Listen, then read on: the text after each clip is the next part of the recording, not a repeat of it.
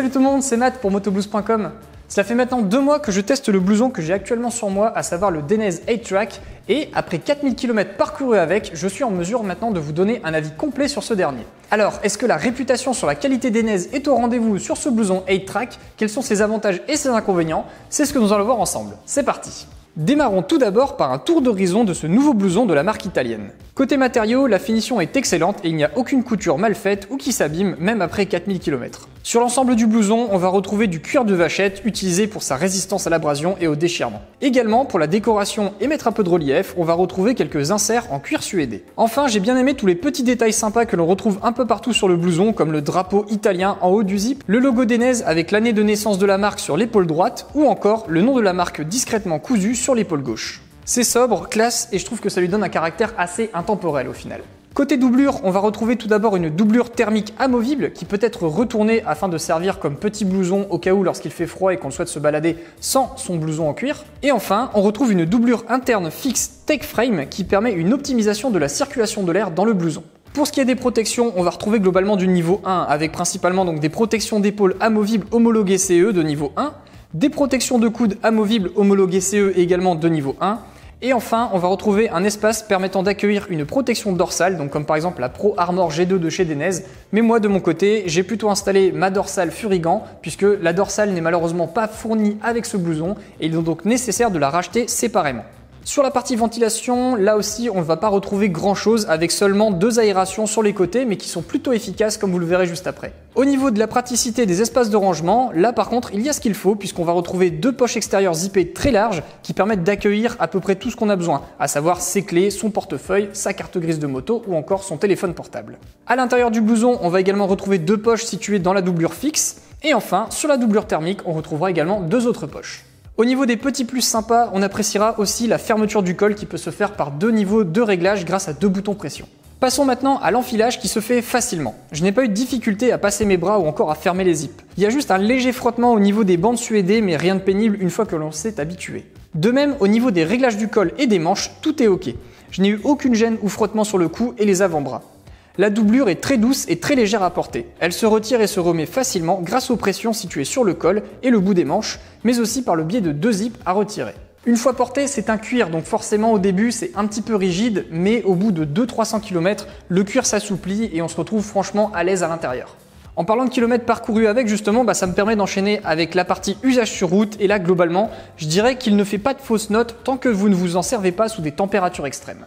Je m'explique. Côté confort, il ne dérange pas. Les protections ne gênent pas les mouvements, le blouson ne fait pas de mouvement ou de vibration avec le vent.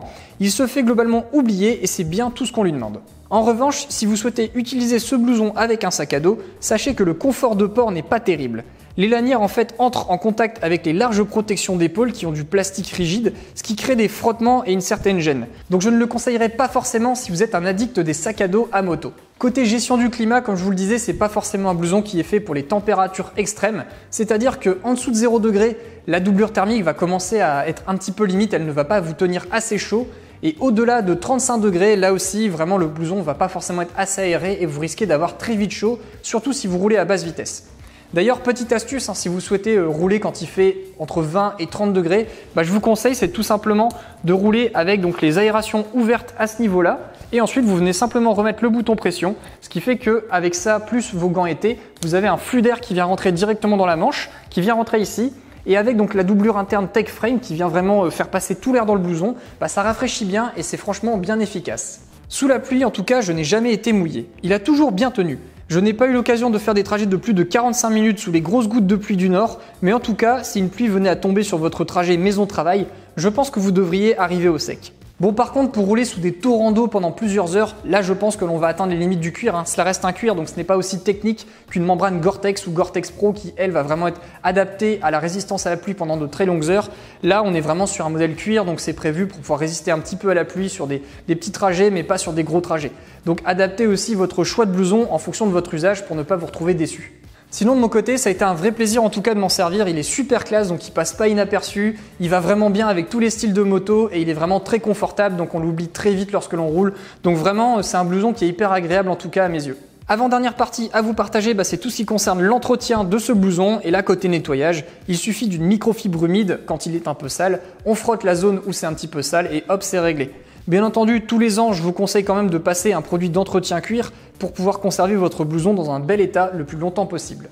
Dernière partie à vous partager, c'est tout ce qui concerne donc les coloris, les tailles, les prix et la garantie de ce Dainese 8-Track. Donc au niveau des coloris, on a le choix entre deux couleurs différentes. Donc soit cette couleur toute noire complète comme j'ai sur moi, mais également un coloris qui va être noir, blanc, rouge et bleu. Donc là qui ira très bien avec certaines motos classiques ou alors des classiques sportives. Bref, un style assez sympa.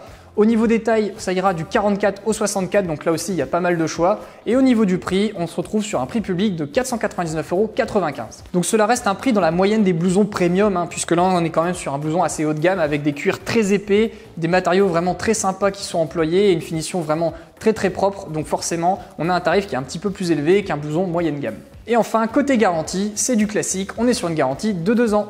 En conclusion, ce blouson Dainese 8-Track ne fait pas de fausses notes. Il est vraiment fidèle à la réputation de Dainese, à savoir un blouson avec des finitions irréprochables et des matériaux de vraiment très bonne qualité. Le look est assez indémodable, je trouve, ce qui lui permettra de traverser les années et les différents styles de moto que vous pourriez posséder au fur et à mesure. Par conséquent, il se mariera aussi bien avec une moto vintage, avec une classique, un custom, un trail ou encore un roadster, il n'y aura aucun souci, le style globalement suit toujours. De mon point de vue, ce blouson plaira aux motards qui aiment bien sortir leur moto pour se faire plaisir lorsqu'il fait beau, mais qui aussi aiment bien sortir leur moto de temps en temps l'automne ou l'hiver, grâce justement à la doublure thermique qui est intégrée dedans. Ça vous permet une certaine polyvalence et de pouvoir justement profiter de votre moto, quelles que soient les saisons. Par contre, si vous êtes un motard roule toujours, roule tous les jours, que vous avez tendance à rouler sous la pluie, la tempête, la neige, bref, toutes les conditions météo les pires imaginables, là, ce blouson ne sera pas forcément adapté pour vous. Je pense qu'il y a d'autres modèles qui seront beaucoup plus appropriés pour rouler sous ce genre de conditions. Voilà, c'est tout ce que j'avais à vous partager concernant ce Dainese 8-Track. J'espère que la vidéo vous a plu. Si ce blouson vous intéresse, n'hésitez pas à cliquer dans le lien dans le descriptif de cette vidéo. Vous accéderez ainsi à la fiche produit sur motoblouse.com qui vous permettra de l'acheter s'il vous tente. Si la vidéo vous a plu, n'hésitez pas à laisser un petit pouce vers le haut, ça fait toujours plaisir. Et si vous avez des questions, n'hésitez pas à la poser en rubrique commentaire sous cette vidéo. J'y répondrai avec plaisir. Merci à tous d'avoir regardé et on se retrouve la fois prochaine. Salut!